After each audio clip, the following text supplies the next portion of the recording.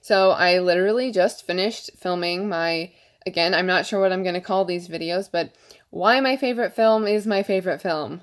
Maybe that's what I'll call it, and then this one will be why my favorite book is my favorite book. Not quite sure yet, but just getting straight into it.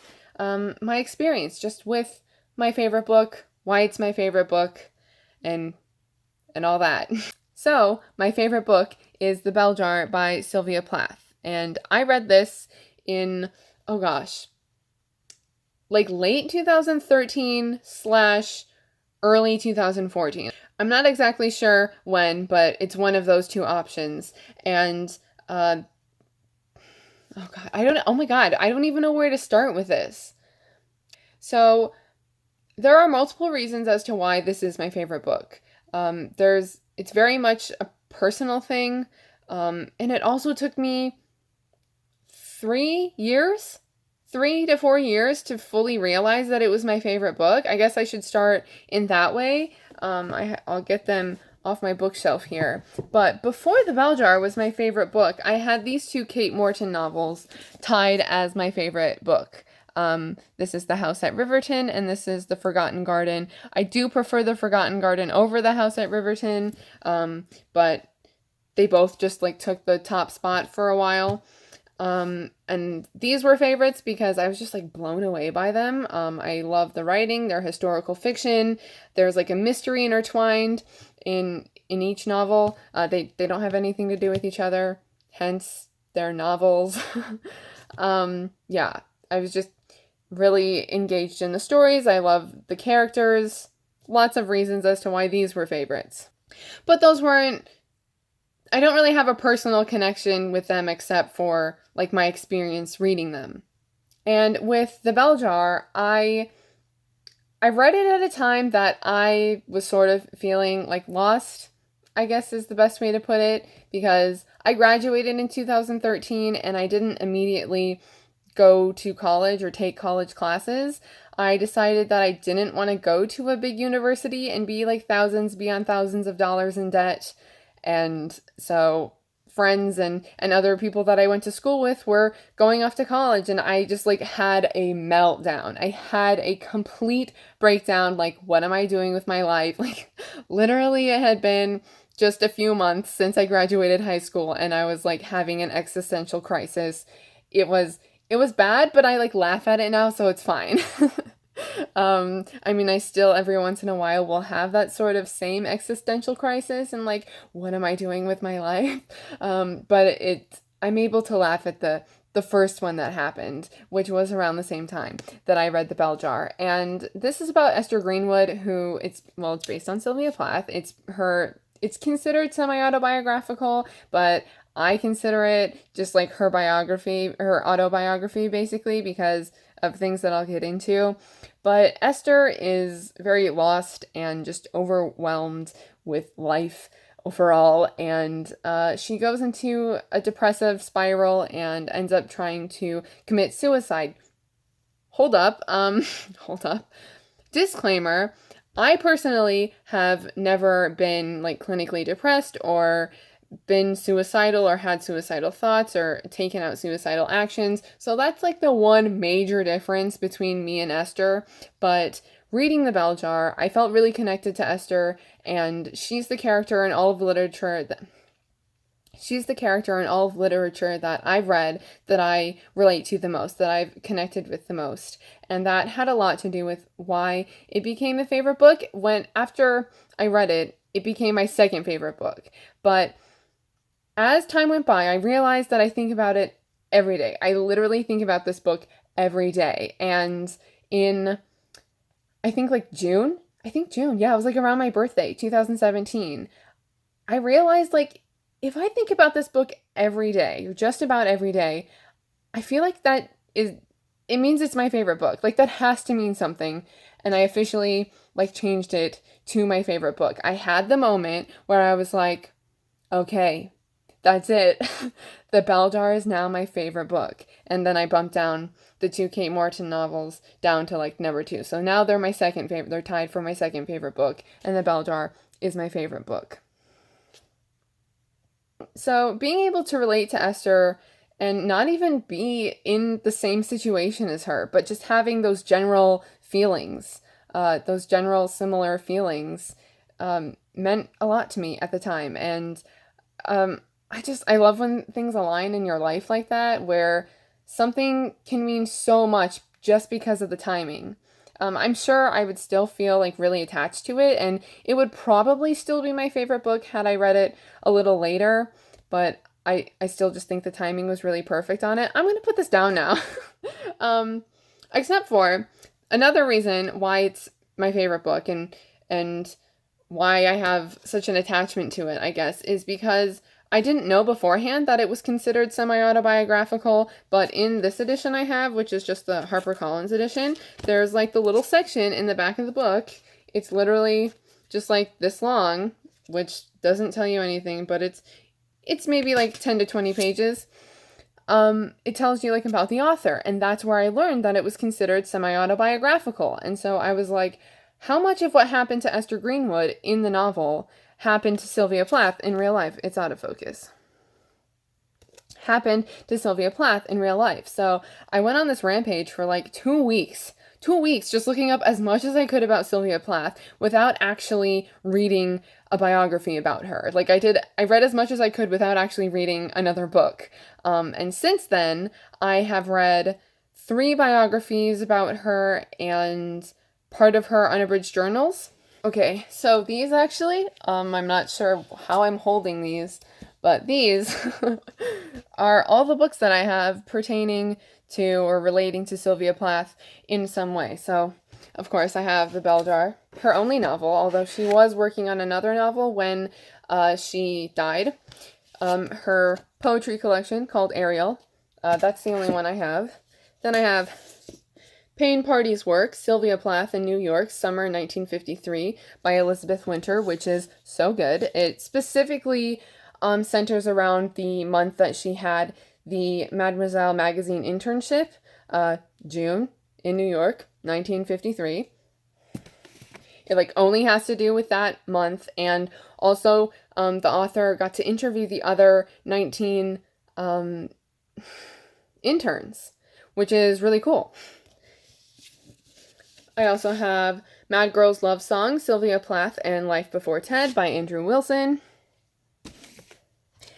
American Isis, The Life and Art of Sylvia Plath by Carl Rollyson. Then Ted and I, A Brother's Memoir by Gerald Hughes, this is the brother of Ted Hughes. Ted Hughes was married to Sylvia Plath. And of course, what I originally meant to grab is the unabridged journals of Sylvia Plath, which is massive, and I have not read the entire thing, but I have read some, which is what I was saying as I was like, hey, I should grab the book. So here it is. I haven't read the entire thing, as I just said, and but I have read parts of it, and I've also written 2 papers on Sylvia Plath, so I love Sylvia Plath. Anyway, now I have read a lot about her, and she's just like one of my favorite historical figures, I guess. And also, since learning about her, I've taken the Myers-Briggs personality type test 3 times. Well, no. I've taken it 3 times now. I'm not sure how many times I had taken it when I first read The Bell Jar, either like once. Yeah, okay. Anyway, the numbers don't matter. It doesn't matter. But I realized that I have the same personality type, sort of, as Sylvia Plath, which could be another reason as to why I feel really connected to Esther Greenwood. Sylvia Plath is considered INTJ, even though I don't know like who comes up with that, like who says these things. Who comes up with the lists of like characters and historical figures that are certain personality types, and it's just like, here they are. I'm not sure. But Sylvia Plath is considered INTJ, and I consider myself INTFJ, which, you know, is one more letter. But that's because twice I've gotten INTJ, a third time, the most recent time I got INFJ, and I just can't choose between thinking and feeling, and I feel like it's more of a collaboration, and I really don't have to explain this to you, but here I am. And you can't fit every person into like the, I guess, expanding a bit, it's like 33 personality types, but really more like 17. Moving on. Honestly, I think that's pretty much all of my reasoning as to why The Bell Jar is my favorite book. I mean, I do also have an interest in psychology, and specifically if a story, whether it's a film, whether it's a book, if depression and or suicide is somehow like a topic involved in a story, I don't know why, it's just like a topic that I gravitate towards a lot. Um, Specifically like within the field of psychology, and I don't really think that's too much of a reason as to why it's a favorite, but it definitely was part of the intrigue of why I wanted to read the book in the first place. As I was thinking about what I would talk about in this video, I realized I kept on going into information about Sylvia Plath and why I consider this book to be pretty much her autobiography. So I guess I'll talk about that a bit, but I think, yeah, this, for the most part, that's my sort of story for why The Bell Jar is my favorite book. And just like my favorite film, I think it's gonna take something that really blows me away, or I have even more of a personal connection to somehow. Or, obviously a combination of those two things. I'd love to know if you've read this book and whether you liked it or not, but obviously if you didn't like it, like, be more respectful, please. Oh, one of the other reasons though, before I get into like specific like Sylvia Plath information in case you're not as interested in that, one of the other reasons why I think about this book a lot is because it's been announced as having a film adaptation, but I really don't know that much about it. Like I it was a few years ago now that it was announced as being in development, and Kirsten Dunst was slated to be the director and like co-writer of the screenplay, and I think that's still the way it is, but like no other information has come out of it except for when it was first like announced. Dakota Fanning, I guess, was set to play Esther Greenwood, and as far as I know, it hasn't changed. I haven't looked it up in a while. I'm very nervous about it. I'm okay with the Kirsten Dunst like directing because I hope that she has been like really influenced by Sofia Coppola. The Dakota Fanning playing Esther Greenwood, I'm not as much of a fan of because I just don't like get anything from her emotionally, personally. When it comes to her acting, maybe that would work in her favor if she does end up playing Esther and this all follows through. But like, it's my favorite book, so of course I've already thought about. I actually almost started writing a screenplay for this, and then it was announced as already being like in development, and I went, oh, okay, good thing I just thought of that and I hadn't already started, I guess.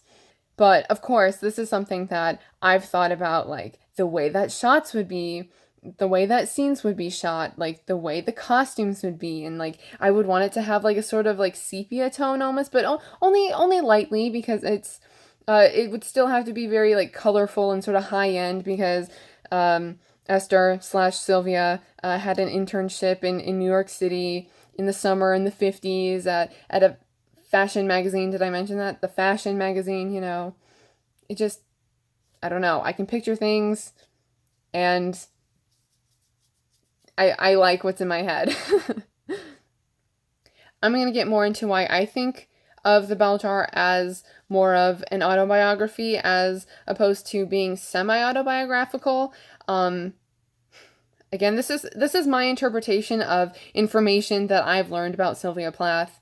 I can't specifically cite sources here, but I did just mention all these books that I've read about her.